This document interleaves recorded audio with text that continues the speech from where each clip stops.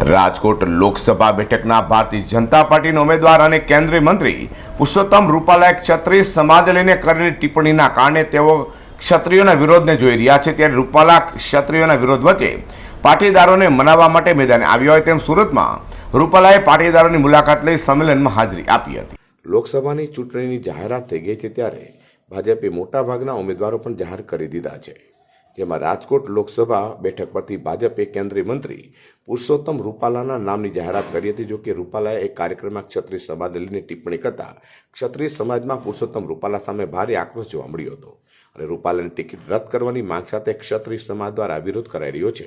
ત્યારે રૂપાલાએ હવે ક્ષત્રિય સમાજના વિરોધ વચ્ચે પાટીદારોને રીઝવવાનું શરૂ કર્યું છે।